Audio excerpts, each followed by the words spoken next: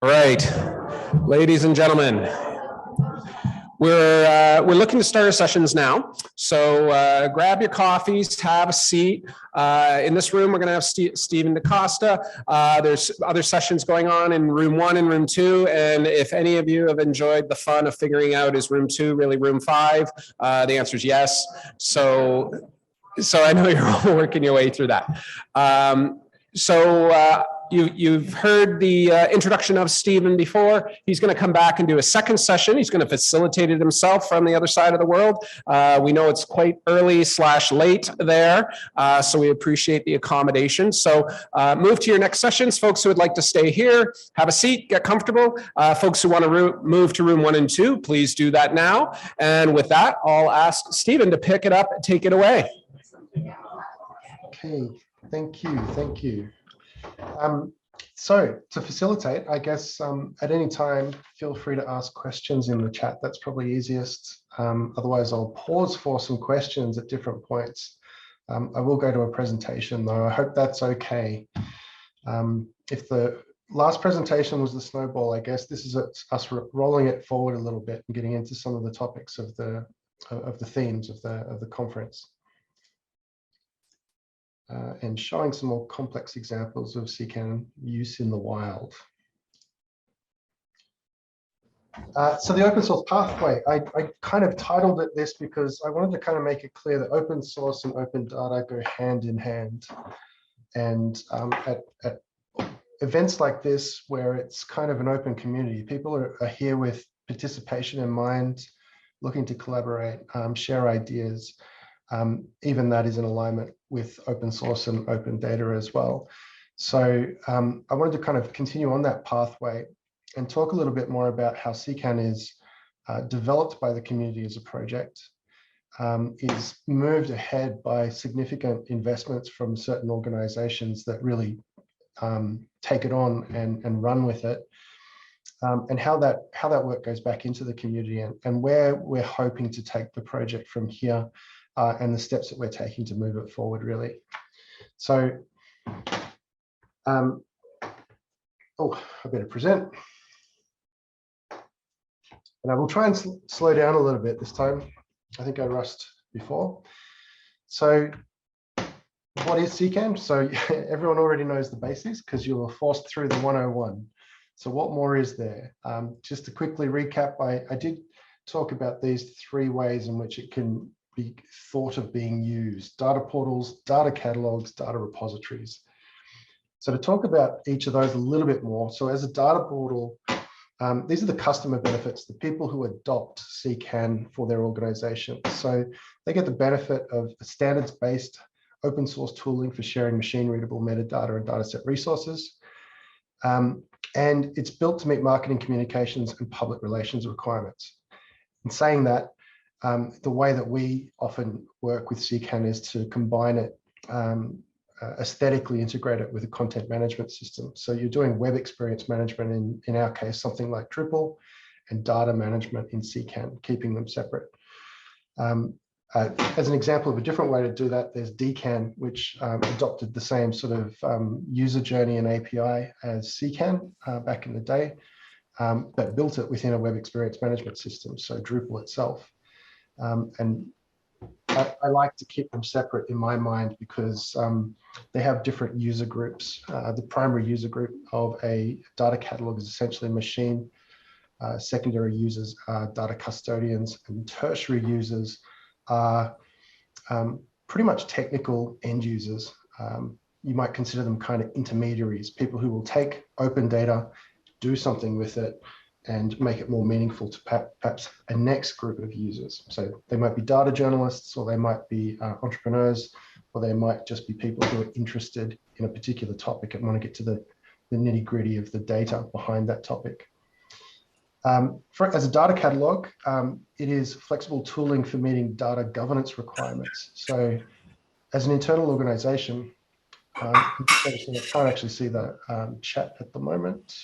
So I might have to pause and read the chat as well from time to time. Meeting data governance requirements, just the data publishing capability in CKAN allows you to modify it to meet your internal data governance requirements. So we've had some customers where, aside from the metadata description that they want for the public catalog, they also do things like data governance or data custodianship, internal metadata that's captured. And that would be capturing things like how the data was reviewed, what the review cycle process is, who is the actual data custodian or the business unit or group that is custodian of the data.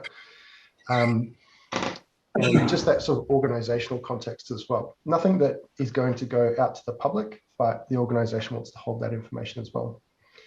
And again, as a data catalog, it's those who have implemented it, it's remained quite sticky. So it has very long service life, which for organizations that tend to adopt CKAN, they tend to have some complex organizational change management needs. So it might take them a while to update processes and approaches to managing their data. And CKAN is a tool that they can invest into the long term. And certainly when we work with customers, we consider a CKAN catalog or portal a product, and we go through very long-term business horizons to understand the requirements of our customers. So we align the business horizons of a project with the budget cycles of our customers, say 6 months or 12 months, and then try and build out features that are in alignment with their business cases and lobbying for support. It also allows for the data catalog to be something like a cost-saving center or a benefits center as well. So where the organization can digitally transform, they can start to see the catalog as a way to be the backbone of that digital transformation. So it tends to appropriate or adopt into it different projects or programs within an organization that get rewired. So organizations that move from paper-based forms or paper-based service delivery or civic engagements that then modernize and digitize can then start to see that the data catalog becomes a backbone component of that. And so they design their new service delivery or their new capabilities with that in mind. And then as a data repository, IT security management folks and IT management folks, they want to know that the storage system is in some cases independent to the metadata catalog system, and it does provide that capability. You can have multiple storage solutions working with CKAN. You can use it as an interface to other information management systems, which inherently have their own storage baked into it. And if you have very strict IT security management policy, you can retain the network level security controls, authentication and access that you already have for your data as well. So CKAN has fairly mature and well-practiced single sign-on capabilities and other sort of authentication integrations and access control integrations as well that can be implemented. It's not easy. All these sorts of projects do take time. Once you get into the nitty-gritty, the data catalog projects or products can get quite complicated. You're essentially dealing with a fairly complex category of information, which is in a complex way integrated with organizations. So there's always a bit of work involved. But importantly, there's no lock-in. So you can actually chop and change, and you can use CKAN as kind of almost like the black box to integrate between different storage solutions. So IT refreshes and such can go on in an organization. They can go from on-prem infrastructure to cloud infrastructure and keep their CKAN implementation, things like this. So they're customer benefits. In terms of end user benefits, so how end users use CKAN, the graphical user interface, search and discovery. I didn't really go through that in the last session, but some of the examples I'll provide later, there's a lot of that. I'm not really going to go into the back end of the ones I'm going to demo. The review and selection of data sets and resources for download, preview, direct access, or integration to BI and analytics, data prep, infra coding tasks that the end users can basically build upon CKAN. So again, if you're thinking of intermediaries, folks who use data and create additional value on top of that data, such as data journalists and others, they can get a lot of benefit out of CKAN catalogs across the world. And in terms of that social aspect, following and sharing to remain informed around CKAN, you can, once you're registered as a user, you can select to follow certain data sets or organizations, and then you'll get a custom feed of notifications that can be sent as a digest via email, or you can query it using your own token and get that feed on a regular basis. So data custodians, so these are the folks actually curating and publishing. So they can employ a centralized or distributed publishing model. So organizations will typically begin with a centralized model and then broaden it out. So distributed typically to business units and distributed, in fact, in terms of automated access as well. So once you create a user that can be available for a particular business unit, they can use the token, the API token, and then automate ingests into CKAN using that token as well. So that's quite helpful for folks. It also means that an organization can build up a body of knowledge or best practices, and that can become institutionalized knowledge. So if you're working in a fairly slow-moving bureaucratic organization, and then you have these blueprints or cheat sheets on how to do things, how to automate the ingest of data, that can persist over time and be quite helpful to new business units as they spin up programs and such.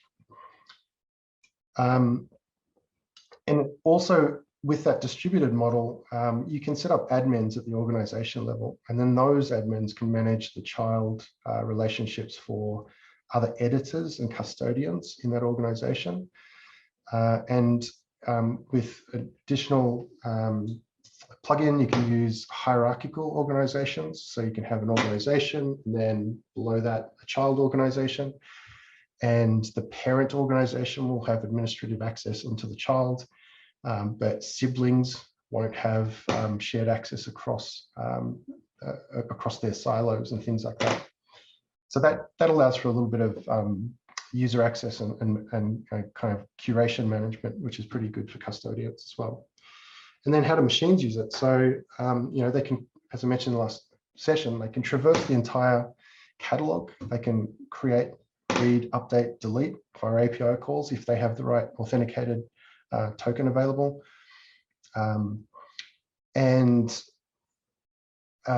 That's including, as I mentioned, the data stores. So they can do it all the way down to the tabular data level for resources that are put into the data store. And that's kind of cool. So if you're building applications, you might have applications that are going to create data. So for example, if you're dealing with wildlife as a government agency and you want to do species identification, you might build an application that takes a photo of frog species or birds, and you open that to the public, and that app could publish directly into CKAN and create a data set on the fly, because you can wire it all up that way, which is pretty neat.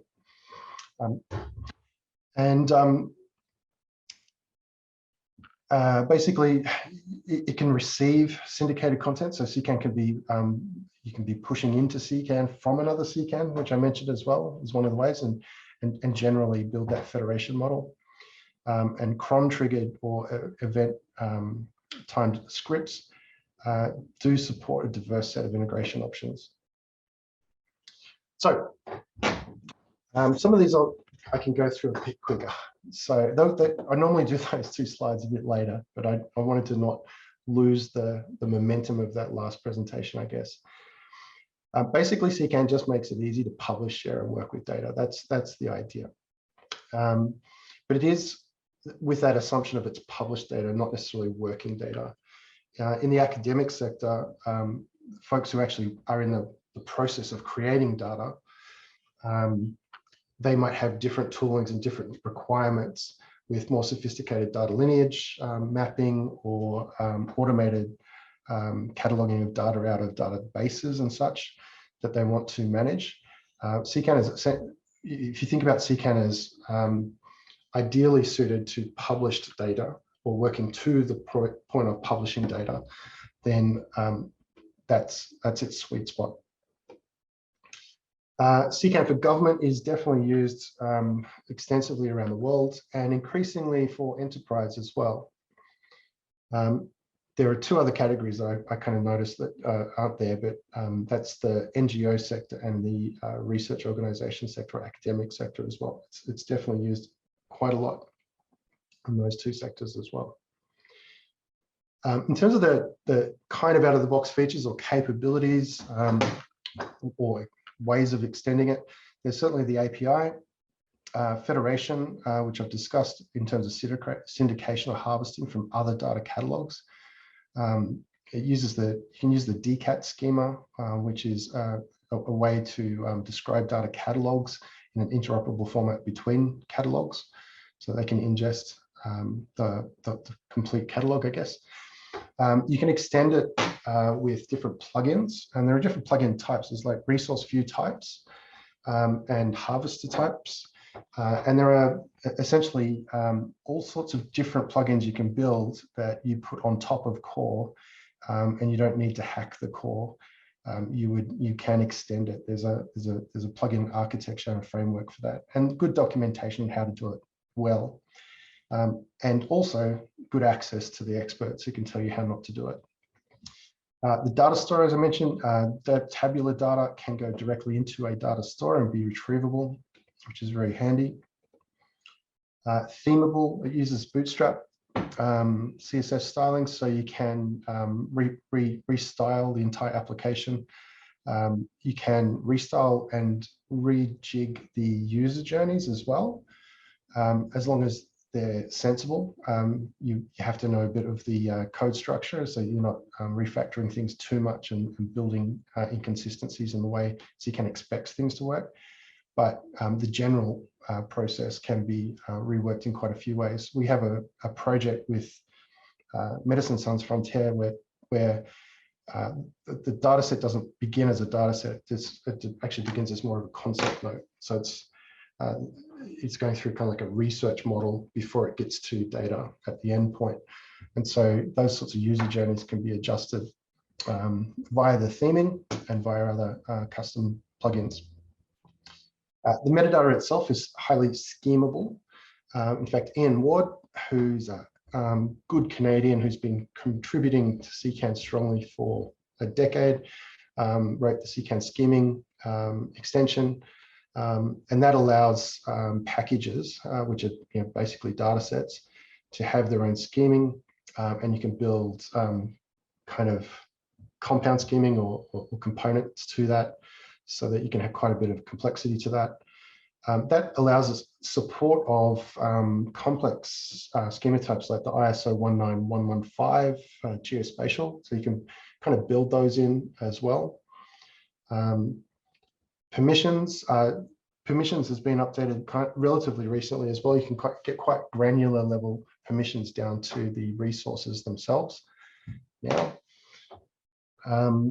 And visualization essentially comes from resource views at the moment. But if you consider that CKAN essentially provides an endpoint to resources, how you use that endpoint and what you plug it into is kind of up to your solution architecture and your application stack, and how you manage sessions between one application and another. So there are cases we're moving from CKAN to ArcGIS platforms and passing, the resource ID, so that ArcGIS can quite easily visualize it once it gets to that endpoint, and back again as well. You can do those sorts of integrations between CKAN. So moving from something like CKAN to Power BI and passing through the information so that Power BI can then use the data set that the user is interested in visualizing or working with is all doable. And managing data, there is an intuitive web interface, I would like to think, but I think there is a lot of room for improvement in terms of the out-of-the-box management approach for CKAN at the moment. It is getting a bit dated, the standard out-of-the-box, and that's I expect that's going to be one of the focus points for the CKAN 3.0 work that we're building a strategy for at the moment. And versioning, so metadata versioning is something that's important for understanding what's been changed over time. Okay, so let's take a look. I will pause. Are there any questions? I will try and open up chat. There is one chat. No problem. Nothing at the moment. Now, I believe people can actually just jump in and unmute if they want to ask a question as well. So if that's not the case, let me know somehow for those on the virtual. Okay, so let's take a look. I wanted to sort of group these in the themes. So climate and sustainability, there's a couple of portals here that we can go through. There's a climate data portal, which is New South Wales Government, geoscience portal, which is Queensland Government, environmental data portal, which is New South Wales Government again, and a regional data portal, which is for the whole of the Pacific. So 20+ nations, essentially.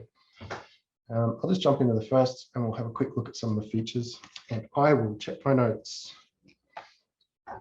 So one thing to note that's very different to the demo I did at the start of today is that you'll see that this is not looking anything like that last example. There are some commonalities to all the CKAN portals that you'll start to recognize.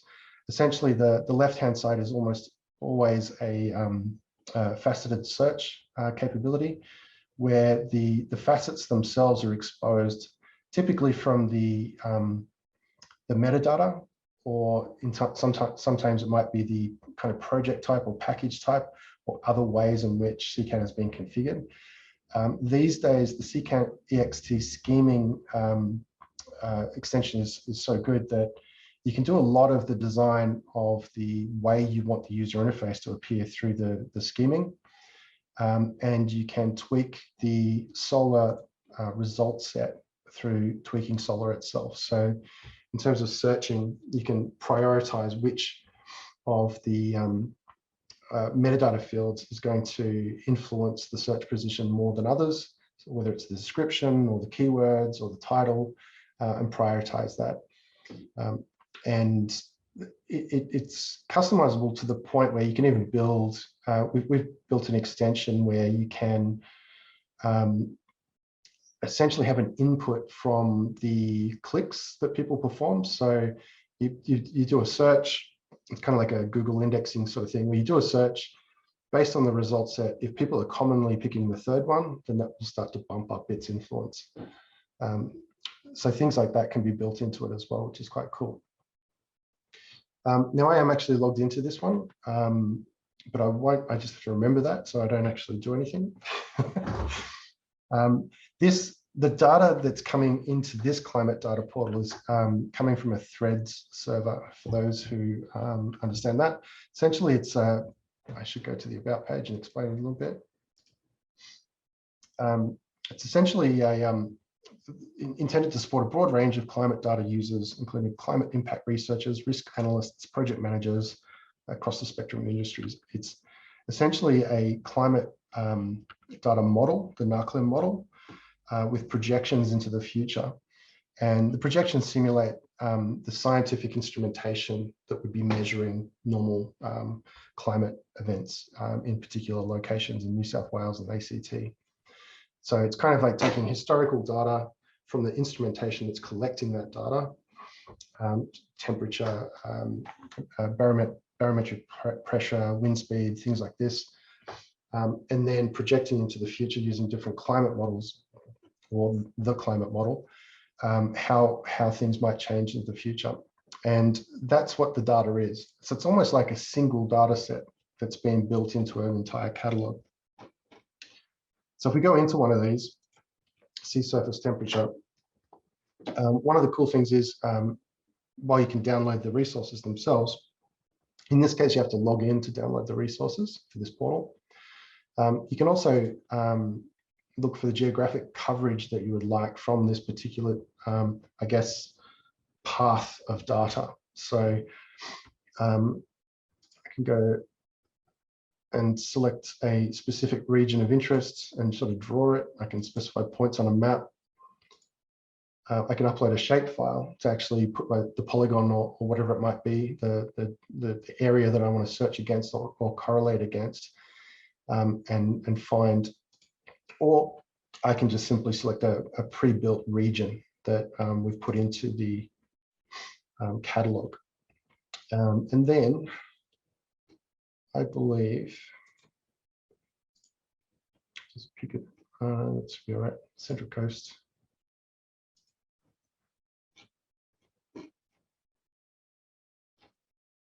Then I can download basically the subset that would come from that. So that's kind of a cool feature that comes out of that. Now, those sorts of projects are directly driven by the client's sort of understanding of the data itself, and then us simply tweaking CKAN to the nth degree to make it work. But the cool thing is that behind the scenes, CKAN is still just the core CKAN.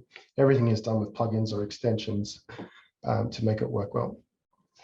So it's still highly upgradable and sustainable over time. Now, the next one would go into is the geoscience data portal.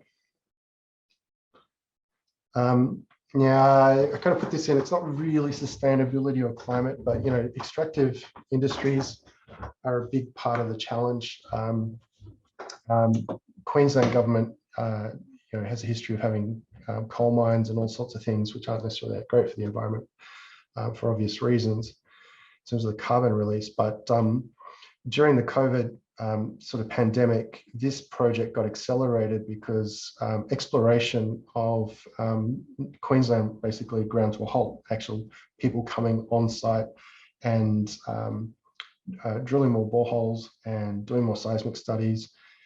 And as part of the history of such activity, all of the data was available anyway. So the Queensland government had already been engaged in a project to make all of this available publicly. But this got accelerated during COVID because it was pretty much the only way people could do remote exploration, by actually going through the data itself. So this is kind of a good example of a fairly complex set of data that is connected. It's largely all connected by the permit numbers. So there's EPM 16198. So if we put that in, EPM 16198, I might just change it to permit number.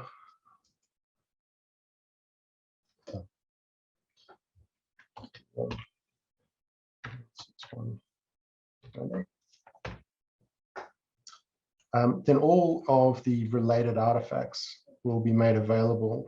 So that's, you know, kind of part of the curation of the content that goes on behind the scenes. Another thing that we've done for this catalog, which is relatively unique, is that we've built kind of a shopping cart facility. So my previous session has been saved. I've already got 5 things in my download. That's one of them. I haven't yet downloaded anything, but I can keep adding to my shopping cart and then go through a kind of like a checkout process. So it will package up and deliver all of the data sets that I've selected over a session or a number of sessions, if the sessions are stored. And that's a pretty handy feature. Now that is another example of where the portal itself, it's not for the layperson, it's for a particular type of end user. And the whole user experience has been designed for those who would be performing that sort of remote research and understand what they're looking for, those in the biz, as you might say. Okay. So moving on, any questions on any of these so far?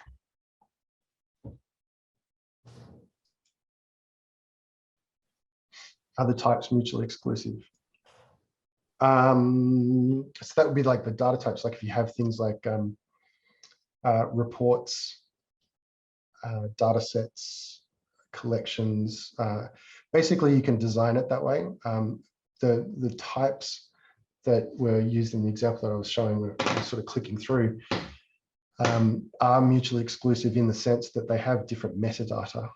So you might have shared metadata across every element in a catalog, which just might be something as simple as the title and some basic details such as last updated. But if something is a geospatial data set, you might have the full ISO 19115 sort of metadata statement against it. If something's a report, you might not want to have certain things in there, or you might not need to have certain things in there. You might just use a Dublin core sort of schema. And then if you have a data set, you might use your organizational standard.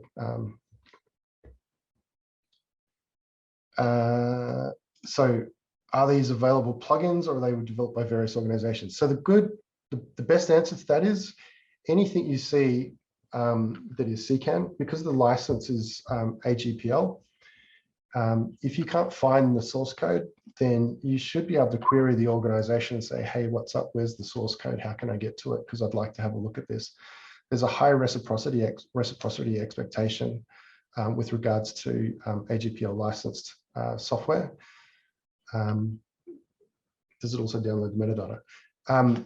There are extensions to download the metadata, and one of the examples I'll come to in a minute, there are metadata downloads, like even PDF exports of that.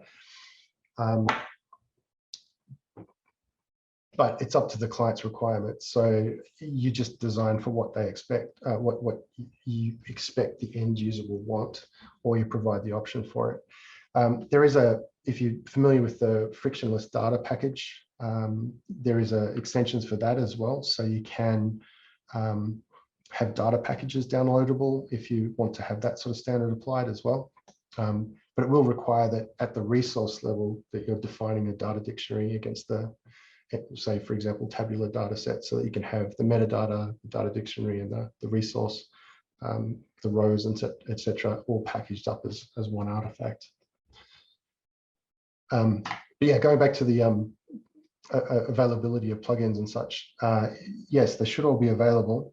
Not everything is open sourced with the view that it's going to be supported, if you know what I mean. So Link Digital, my company, for example, we have Data Shades as our community brand. So on GitHub, we have a Data Shades organization, and then all the extensions that we essentially support, we'll have there. We might have branches or forks of other people's extensions that we're maintaining for reusability with our clients. And other organizations will do similar practices. But essentially, those who commit back upstream as well will be supporting, I guess, what you call core contributed extensions. So that might be SAML2 single sign-on type extensions or whatnot. But if you see, for example, something that is obviously kind of cool and you really want it, like the, I don't know, like a shopping cart thing that we've got in this one, you could go through the organization. They would then potentially go to the vendor, and then the vendor would certainly try and help to provide that in a format that is reusable by others. Typically, the theme isn't something that we naturally just upload. That's mostly because no one necessarily wants to use it. They're kind of heavily customized for each particular customer. All right. So I'll move on to the environment portal, or the seed portal. So this is probably a good one to show the search. So for this portal, or for a lot of our portals, we have suggestive search. So the suggestive search kind of has 3 levels to it. At this simple level, the Omni search, it's going to find relevant data sets. Again, against the Solar ranking for how you want things to be discovered, but it'll also pick up some other things like categories. Aside from that, you have the advanced search, where you'll have your typical sort of Boolean is or is not, and add and build up your search that way. And the third type of search, which I guess is for the more advanced people who know almost exactly what they want, you can actually do a direct Solar query into the Omni search as well and build up your search that way.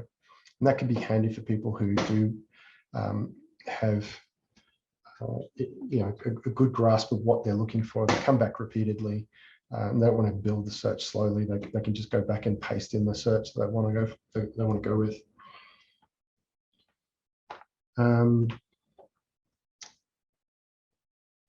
Another one, I think this is a good example of so geotagging. Yeah, so this is one where we've got geotagging in place as well. So there are reports, and there's quite a bit of old content, I guess you'd call it, in this environmental data portal. I think I found one before. What was it? Kiama. So if we search a smallish region, Kiama, in this case, in New South Wales,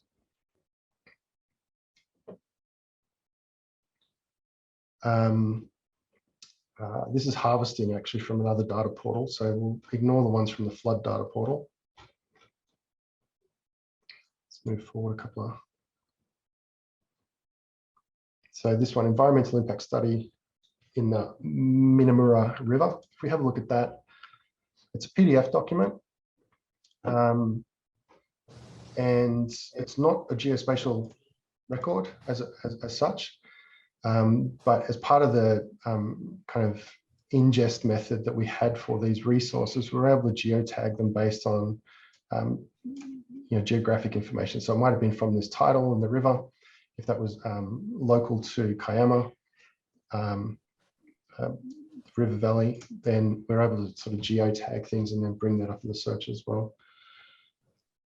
And another kind of relevant thing about this particular data catalog, this is one that does have an information asset register sitting behind the scenes. So in the department, they go through their internal data quality and data governance measures to create data sets. If they want to harvest into their internal catalog, they'll have harvesters there, or they might just harvest directly into this public one, as they do with the flood data portal data.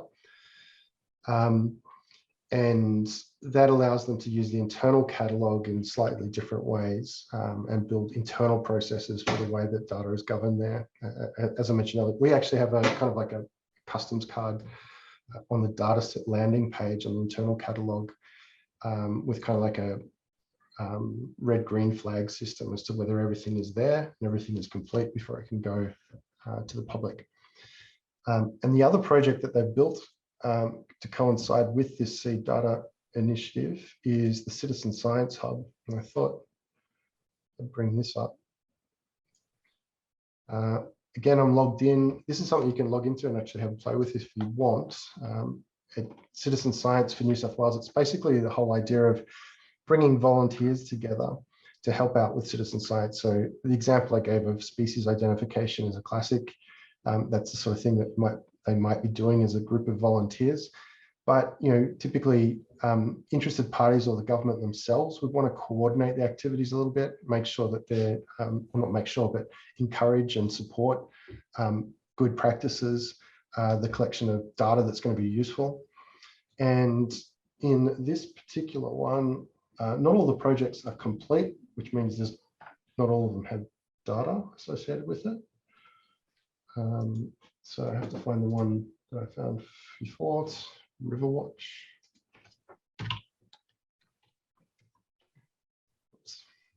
Okay, this one.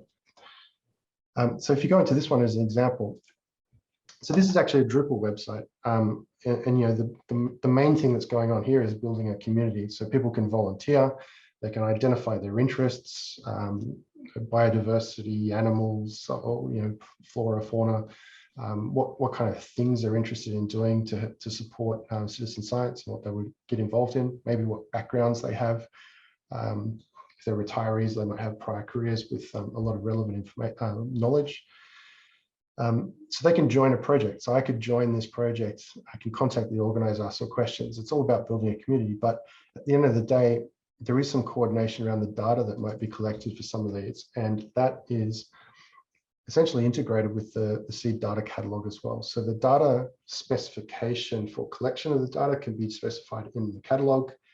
And then the collection activities can be pumped straight into the data sets themselves as well.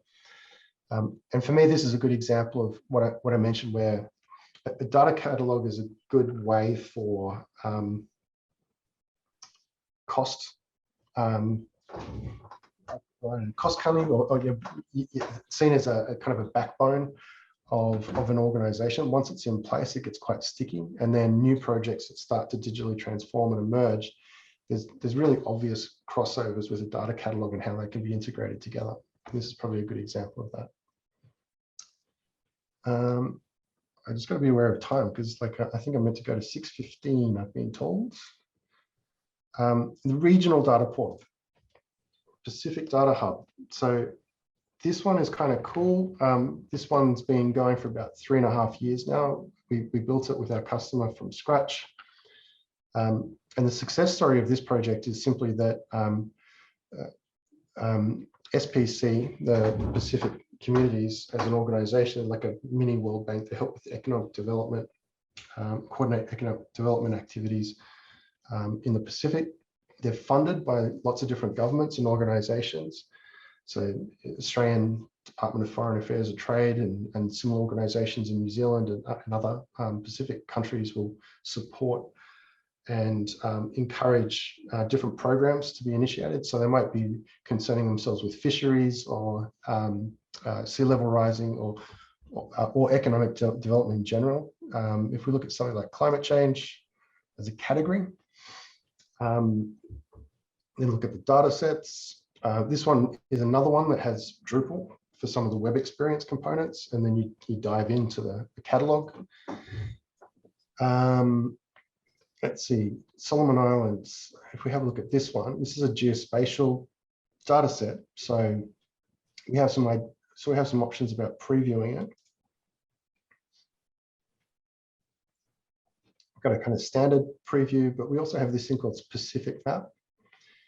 And this is using a piece of kit that was developed by an Australian government entity, government organization, Data 61. It's called Terrier.js. It's kind of neat in that it uses a cesium 3D sort of renderer. And on top of that, it's got a whole bunch of different capabilities. So you can search for other data within the data catalog and overlay it at the same time. You can do neat things like dragging and dropping a CSV file with Latin long, so you can have your own points dropped on top of maps. But essentially, there's your data set layer on top there being previewed on top of the 3D view.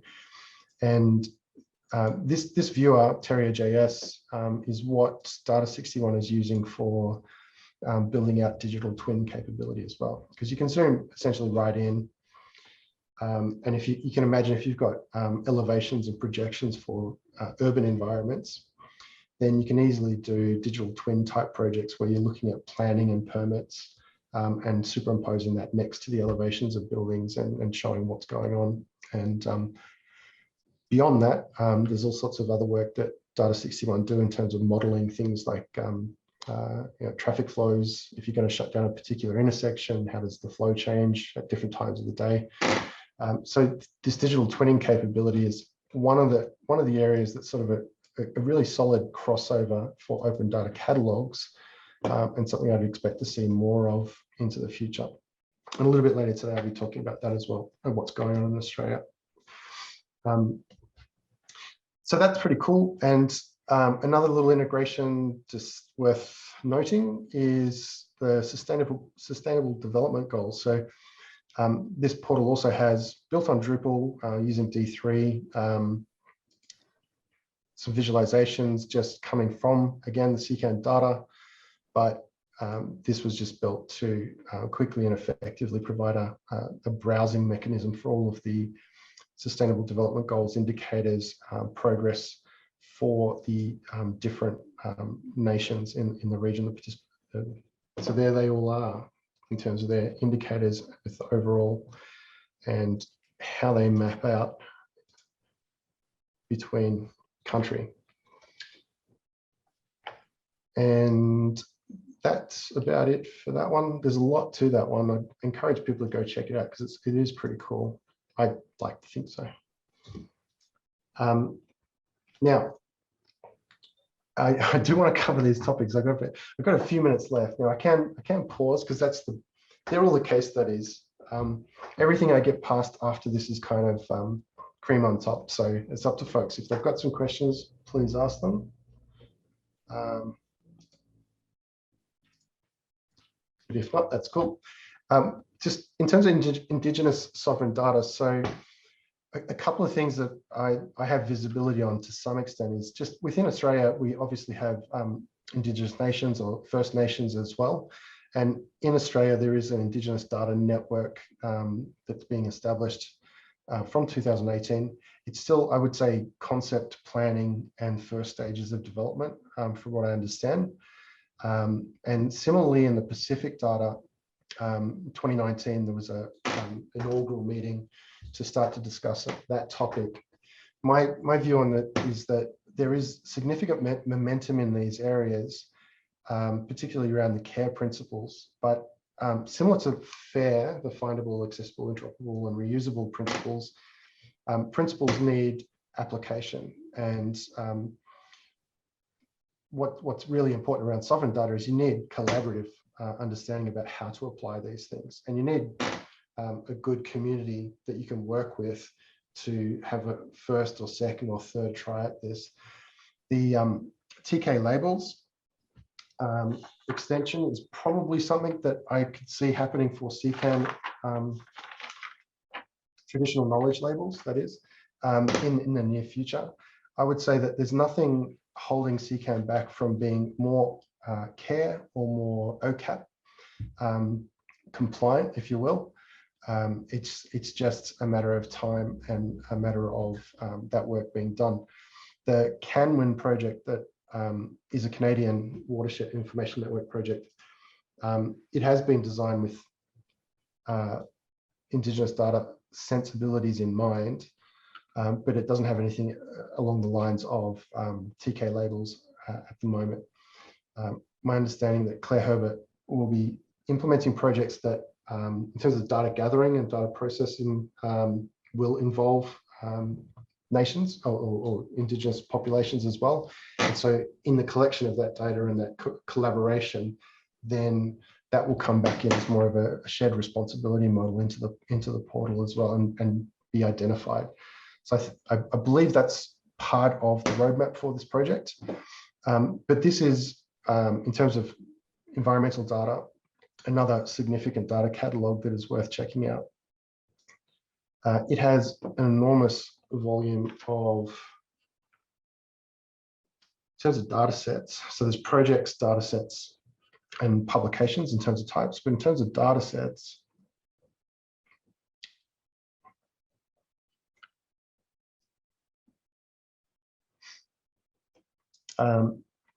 this is where you can export the metadata in quite a few different formats. There's quite a lot of information gathered across all of this. This is all in support of the FAIR principles, so findable, accessible, interoperable, reusable, and you can also download the metadata package with the data resources themselves. In fact, I think this, and there's also DOI, Digital Object Identifier,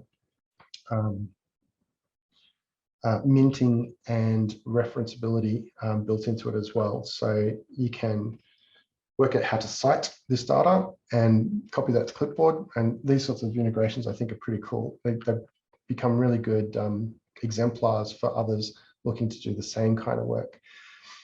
My view on the open data ecosystem, I guess you'd call it, is open data catalogs kind of, they grow and they build to the constraints of the organizations that they're serving.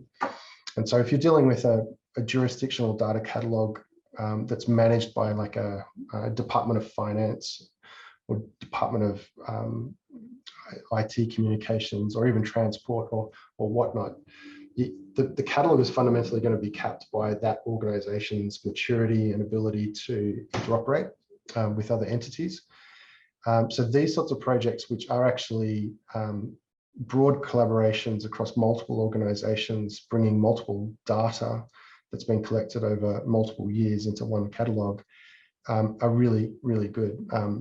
the whole concept of building like a federated data catalog, which is representing the work of lots of different organizations, from that baseline of those organizations' work into representing it here, is, I think, a great way to build it. A lot of the jurisdictional portals kind of go the other way. Let's build a single catalog and then dip down and see what data we can pull up.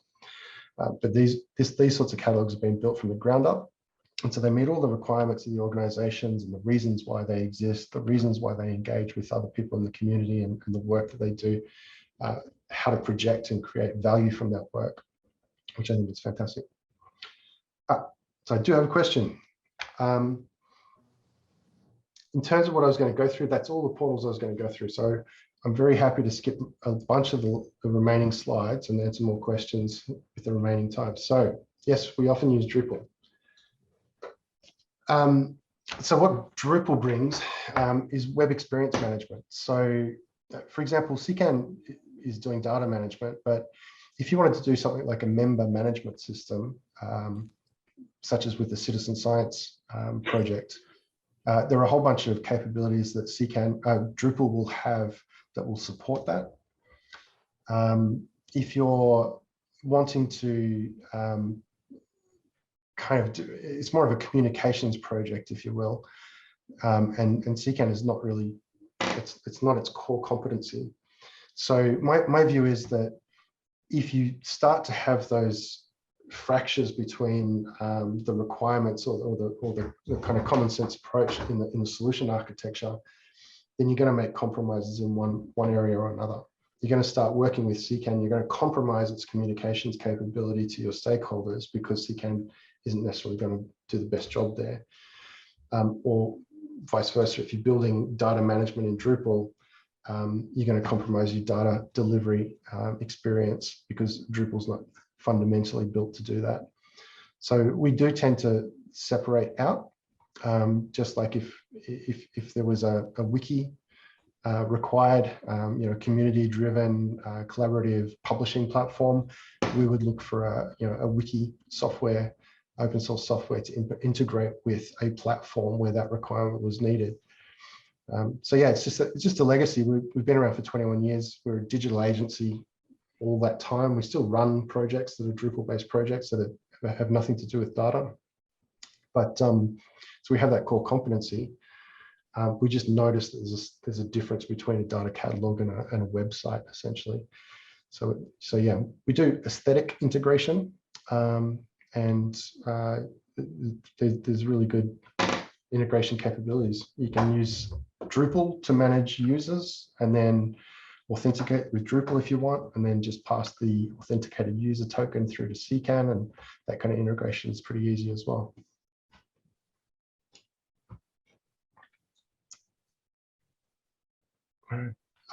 Any other questions?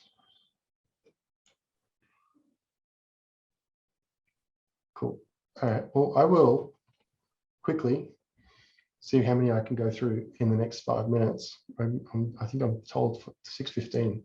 So commercial opportunities. This is like economic development. So I'm going to speak from my perspective. So these are the data access patterns that are sort of inherent to CKAN. These are the business opportunities that I see. So in terms of the way you access data, then data discovery and access could be baked into a SaaSified catalog. There's opportunity for that. And if you think about all the different sectors that work with data, you can have very industry or sector specific data discovery and access components that sit on something like CKAN. In terms of the way that publishing works, there's a whole lot of consulting around governance and workflow. If you think about change management, sometimes organizations need tools, but sometimes tools need organizations to work a certain way. So sometimes implementing a tool means that you need to go through change management, consulting, and help that organization mature its practices to get the best use of the tool. So there's opportunity there. This is just my view of seeing where the low-hanging fruit is. In terms of resource views, Again, there's product and integration opportunities around the visualization capabilities of CKAN and the BI, business intelligence type capabilities of CKAN, inclusive analytics, views. These are all areas where you can add value to a platform if you're going to deliver this. Data storage patterns. Again, there's consulting around standards and interoperability around the metadata itself. There's managed services and reseller services around the storage of all the different data types. And there's systems integration around the way in which the catalog can be traversed and interoperated with. And then the conceptual architecture, this is kind of the architecture for the Pacific Data Portal. So you've got your cloud storage, compute, and network, the basic components. We have a CKAN catalog, which is internal. We have a geo server for spatial serving. There's data management. There's automated and manual ingest. There's a Drupal front end, CKAN front end, and Cherry.js front end, for example. So there's a whole bunch of UX, UI, content management, communications, marketing, development services. There's development services in the basic CKAN geo server. There's potential AI and ML type data enrichment pipelines that you could plug in as part of the workflow for data management. There's ELT and ETL type capabilities that you can add into the automation. If you look at even tools like Snowflake, you can talk about ephemeral data transformation, like the compute required to do transformations, and ephemeral data storage for data that's moved from point A to point B. And obviously there's hosting services or managed services around hosting. So my view that I think open data is kind of like, you might think that there's lots of economic opportunity, and there certainly is, I'm sure, but I view it as more like a poker game, where the current state might be everyone's playing poker and no one's showing their hands. But if you move to a more open ecosystem around data sharing and organization sharing, particularly within government to citizens, the game fundamentally changes. So it's you kind of wait to see what the new game is to find out what the economic opportunity is to build a business on top of it, as it were, because anything you do that's based on open data, anyone else should be able to do. There's not a lot of defensible territory there, but where you add value, obviously you can develop a niche, and obviously you can develop defensible value around that. So that's been my business logic around focusing on CKAN and focusing on the core value of CKAN as an open data platform. And I just thought I'd bring these ones up again, just simply because there are 500 examples, 500 plus CKAN catalogs out there. So building capabilities on data catalogs and thinking about data catalogs as a market is certainly a feasible thing.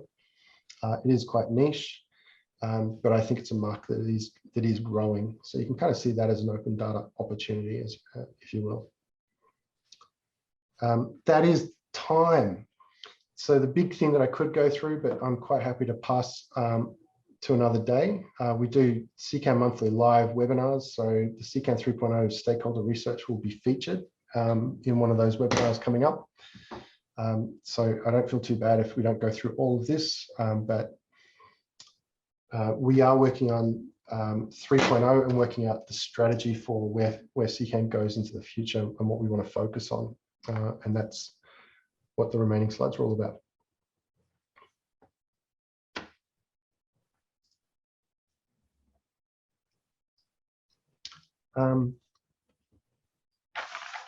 I think that's it. I think I'm up for time. Thank you very much, Steven. Again, joining us for a second session from the other side of the globe. Great insight on sort of the deep dive and where CKAN goes and how it serves organizations. So thank you very much for participating. Thank you.